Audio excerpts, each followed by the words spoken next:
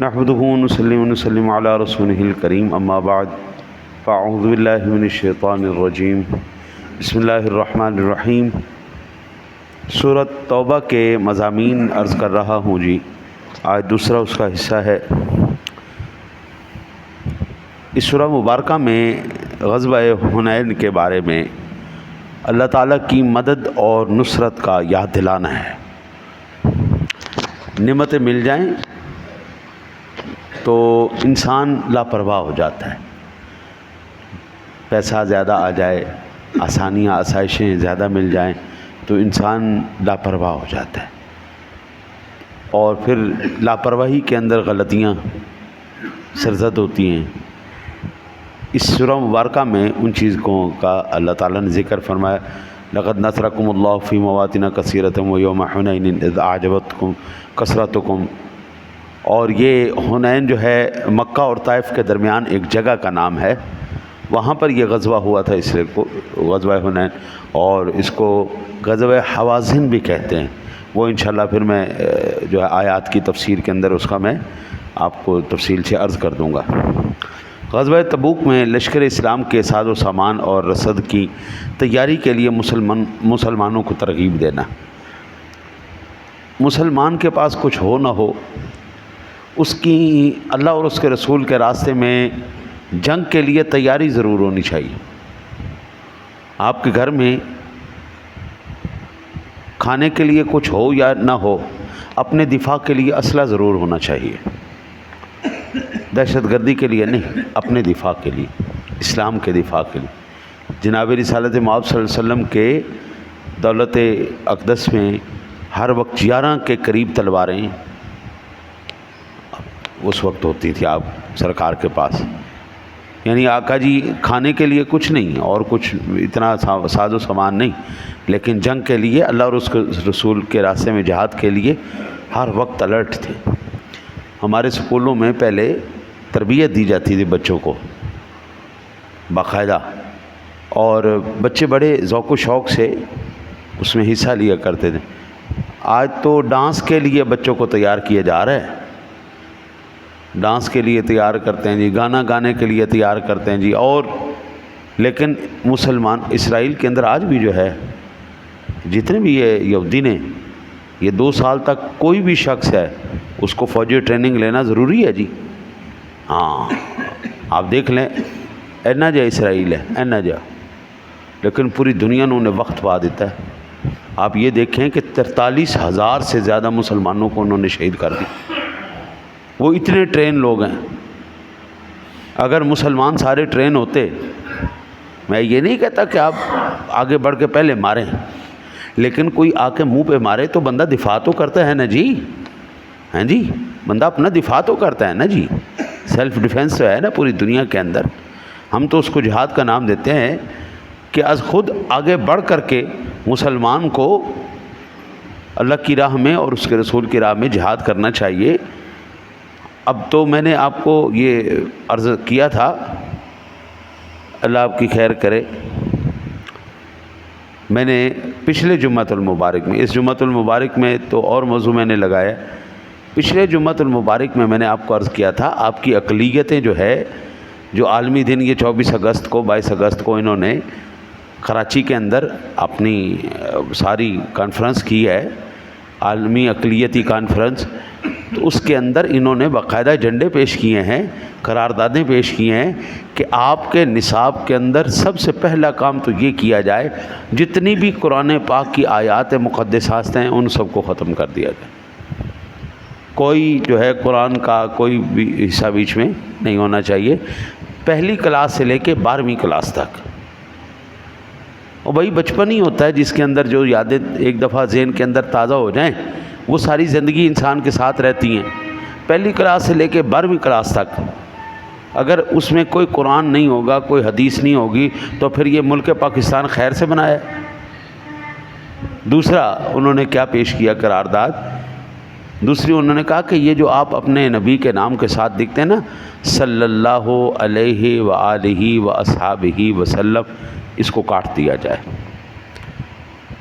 تیسرا اپنے نبی کے ساتھ جو خاتم النبیین لکھتے ہیں اس کو کاٹ دیا جائے۔ یہ نہ لکھا جائے، خالی محمد لکھ کے آگے چلے جائیں۔ اچھا جی، چوتھا یہ کیا جائے کہ ہماری بائبل کو تحریف شدہ نہ لکھا جائے اور ہمیں کافر نہ کہا جائے۔ اب یہ دیکھ لیں کہ اقلیتیں ہو کر وہ ملک پاکستان کے آئین اور اللہ اور اس کے رسول کی شریعت کے خلاف کس طرح دندناتے ہوئے بات کر رہے ہیں، اور یہ آن دی ریکارڈ باتیں ہیں۔ یہ کوئی ایسی باتیں میں نہیں کر رہا کہ جو بھولی بسری باتیں ہیں یا ایسی باتیں جو اچنبے کی باتیں، یہ اسلام اور مسلمانوں کے لیے ضروری چیز ہے۔ 57-58 اسلامی ممالک ہیں، ان اسلامی ممالک میں سے کتنے سربراہان مملکت نے احتجاج کیا ہے؟ آپ نہیں لڑ سکتے، آپ سرکاری طور پر نہیں اپنی افواہ بھیج سکتے، نہ بھیجیں، کم از کم آپ عوام الناس کو تو کہہ سکتے جو راہ للہ جانا چاہتا ہے ہم اس کو سپورٹ کریں گے، جو اللہ اور اس کے رسول کے راہ میں جہاد کے لیے جانا چاہتا ہے ہم اس کو سپورٹ کریں گے۔ ہماری کچھ مجبوریاں ہیں، پابندیاں ہیں ہم پر، ہم سرکاری سطح پر یہ کام نہیں کر سکتے۔ آپ دیکھیے انشاءاللہ تعالی العزیز عالم اسلام سے کتنے مجاہدین اور فرزندان اسلام انشاءاللہ اپنے سروں پر کفن باندھ کے نکلیں۔ آپ دیکھیے گا انشاءاللہ ایسی تبدیلی آئے گی کہ دنیا ایک دفعہ جو ہے وہ دیکھتی رہ جائے گی۔ البتہ اس میں پھر مسلمانوں کو ترغیب دی گئی، بلا عذر غزوہ تبوک میں نہ جانے والے منافقین کی مذمت کی گئی کہ وہ بہت بڑا منافق ہے، اس کو تکلیف بھی کوئی نہیں، عذر بھی کوئی نہیں، کوئی وجہ بھی کوئی نہیں، ہاں جی وہ پھر بھی غزوے میں نہیں جا رہا، جہاد نہیں کرتا۔ اب یہ سورہ مبارکہ کے اندر تفصیل سے جب بیان ہوگا آپ حیران ہو جائیں گے۔ صدقات پر منافقوں کی حرص اور ان کے بخل پر ان کو ملامت کی گئی۔ حضرت انسان جتنا مرضی زاہد عابد بن جائے، جتنا مرضی عابد زاہد صوفی ملا جو مرضی ہو جائے، وقت کا پیر ہی کیوں نہ بن جائے، اگر اس بندے کے اندر بخل ہے نا جی، بخیل آدمی ہے، وہ کبھی جنت میں نہیں جا سکتا۔ بخیل ارچے بود زاہد بہربر بہشتی نباشد بحکم خبر، یہ ترمذی شریف کی حدیث پاک بھی ہے کہ بخیل اگرچہ زمین اور سمندروں کا سب سے بڑا زاہد ہو جائے، عبادت گزار صوفی ہو جائے، لیکن وہ بخیل ہے اس لیے وہ جنت میں نہیں جا سکتا۔ نبی اکرم صلی اللہ علیہ وسلم نے ارشاد فرمایا دو چیزیں ایمان والے کے اندر جمع نہیں ہوتی، یہ منافق کی اور کافر کی خصلتیں، ایک بخیلی دوسری بدخلقی۔ بد اخلاق ہوگا اور بخیل ہوگا وہ مسلمان نہیں۔ آقا جی نے فرمایا وہ جہنمی ہے، وہ منافق ہے، ایک بدخلق دوسرا بخیل، اللہ اکبر، اور یہ دونوں صفتیں کافروں میں پائی جاتی، یہ دونوں صفتیں منافقوں میں پائی جاتی۔ حضرت دیکھو آقا جی نے کیسا شاندار ہمیں سبق سکھایا کہ اگر تمہارے پاس دینے کے لیے کچھ بھی نہیں ہے نا تو اپنی ہانڈی کے اندر شورا زیادہ کر لو اور ایک کولی اپنے پڑوسی کو دے دو، اتنا تو کر ہی سکتا ہے نا بندہ، ہاں جی۔ آقا جی نے چھوٹی باتوں سے، آپ کے پاس کچھ نہیں، آپ کی جیب میں ہے ہی کچھ نہیں، بالکل غریب آدمی، مسکرا کے تو مل سکتے ہیں، اخلاق سے تو بات ہو سکتی ہے۔ آج اللہ معاف کرے پتہ نہیں کیا بات ہے، لوگوں کے ہر وقت منہ چڑے رہ جاتے ہیں، اوکھے ہی بیچارے رہندے نے، ہر ویلے اوکھے ہی، پریشان ہی، سمجھ سے باہر ہے۔ وہ اللہ کے بندے مسکرا کے ملنے سے تیرا کیا جائے گا؟ تیرے اعمال میں زیادتی الحمدللہ رب العالمین، تیرے اعمال میں زیادتی ہوگی مسکرا کر ملنے سے، اخلاق سے ملنے سے۔ لوگ کہتے ہیں یہ جو آپ مسکرا کے ملتے ہیں نا جی، اس طرح آپ کا وقار کم ہو جاتا ہے۔ میں کہتا ہوں وہ دنیا کا بیوقوف ترین انسان ہے جو کہتا ہے مسکرا کر ملنے سے وقار کم ہوتا ہے۔ میرے آقا جی نے کہا ہے بڑھتا ہے تو بڑھتا ہے۔ ساری کائنات کے سیانے ایک طرف، میرا سونا نبی ایک طرف۔ مجھے کائنات کے کسی حکیم کی کوئی بات نہیں پسند، مجھے آقا جی کی ساری باتیں پسند۔ ہاں آقا جی کی اتباع میں کوئی بات کرتا ہے تو ٹھیک ہے، ہمیں سمجھ میں آتی ہے، لیکن اگر آقا جی علیہ الصلوۃ والسلام کی مخالفت میں کوئی بات کرے، نو نو نو نو، ہمیں سمجھ ہی نہیں آتی۔ اللہ، ایک صحابی رسول وہ مسلمہ کذاب نے پکڑ لیا اور اس نے کہا کہ کیا تم اس بات کی گواہی دیتے ہو کہ حضرت محمد مصطفیٰ صلی اللہ علیہ وسلم اللہ کے رسول ہیں؟ کہا ہاں بالکل دیتا ہوں۔ اس نے کہا کیا تم اس بات کی گواہی دیتے ہو کہ میں اللہ کا رسول ہوں؟ صحابی رسول کہنے لگے کیا کہا؟ مجھے سنائی نہیں دیا۔ اس نے پھر کہا کیا تم اس بات کی گواہی دیتے ہو کہ محمد اللہ کے رسول ہیں صلی اللہ علیہ وسلم؟ فرمایا ہاں میں گواہی دیتا ہوں۔ اس نے کہا کیا تم اس بات کی گواہی دیتے ہو میں اللہ کا رسول ہوں؟ اس نے کہا کیا کہا؟ مجھے سنائی نہیں دیا۔ وہ 3 مرتبہ اس نے ایسا کہا۔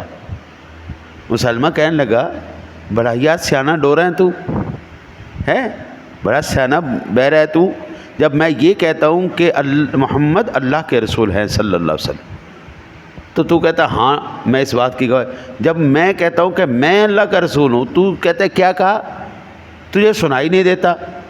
تو کہنے لگے بے غیرت، تجھے ابھی تک سمجھ میں نہیں آئی؟ ہمیں حضور کے علاوہ کسی کی بات سمجھ میں نہیں آتی، ہمیں صرف ایک ہی بات سمجھ میں آتی ہے، وہ جناب محمد الرسول اللہ صلی اللہ علیہ وسلم، بس۔ تو پھر بھی نہیں سمجھ رہا؟ ہم چاہ رہے ہیں کہ تیری عزت بھی برقرار رہے، لیکن تو چاہتا ہے ذلیل و رسوا ہونا، تو ذلیل و رسوا ہو، ہمیں حضور کے علاوہ کوئی اور سمجھ میں نہیں آتا۔ آقا جی آ گئے، بس ختم ہو گئی بات۔ اب ہمیں آقا جی کی بات سمجھ میں آئے گی، کوئی اس کے خلاف بات کرتا ہے ہمیں اس کی سمجھ میں نہیں آتی، وہ بیوقوف آدمی ہے۔ کائنات کا سب سے سیانہ آدمی اس روئے زمین پر جو جلوہ گر ہوا ہے، اس کا نام جناب محمد الرسول اللہ صلی اللہ علیہ وسلم کی ذاتی گراہ میں، بس۔ ان سے بڑا کائنات میں کوئی سچا نہیں۔ یار اتنی تحقیق آپ سرکار کی بات میں، ایک ایک جو سکم تھا نقل کرنے والے میں، اس بندے تک کی تحقیق کی گئی کہ یہ بندہ جو بات کر رہا ہے حضور کی، اس کا ذاتی کردار کیسا ہے۔ پھر حدیث کو کیٹیگرائز کیا گیا کہ یہ جو بات 10 لوگوں نے حضور کی بات کی ہے، 10 لوگ کردار کے بھی صاف تھے، ان کے اندر کوئی اخلاقی برائی بھی نہیں تھی۔ جس کے اندر کوئی اخلاقی برائی بھی نہیں، امام بخاری کے بارے میں ایک آخری بات سماعت فرما لیں۔ وہ 1 مہینے کا سفر کر کے گئے، کسی بندے کو سے پتہ چلا ان کو یہ حدیث نقل کرتا ہے، تو آپ اس کے پاس گئے تو آپ نے اس کو دیکھا، وہ نا ایسے جھولی کر کے نا اپنے اونٹ کو اپنے پاس بلا رہا ہے، اپنے جانور کو بلا رہا ہے۔ تو جب وہ قریب گئے، انہوں نے کہا یار یہ جو تو ایسے کر کے بلا رہا تھا، تیرے بھائی جھکاوا دے رہا تھا کہ میرے پاس چارہ ہے تو آ جا میرے پاس، اس کے ہاتھ سے چھوٹ گیا تھا، پکڑنے کے لیے اس کو جھکاوا دے رہا تھا چارے کا۔ تو اس امام بخاری نے پوچھا کیا تیرے پاس چارہ ہے؟ تو کہا نہیں میرے پاس چارہ نہیں، میں تو ہے جھکاوا دے رہا۔ کہا میں تیرے سے حدیث نہیں لوں گا۔ 1 مہینے کا سفر کر کے گئے۔ انہوں نے کہا اللہ کے بندے وہ جانور ہے، میں انسان ہوں، مجھے اتنی پتہ ہے میں نے انسان کے ساتھ بات غلط نہیں کرنی، اور خاص کر کے جب حضور کی بات ہو۔ فرمانے لگے نہیں نہیں نہیں نہیں، جو جانور کو دھوکہ دے سکتا ہے وہ تو مجھے بھی دھوکہ دے سکتا ہے۔ اسے حدیث ہی نہیں لی۔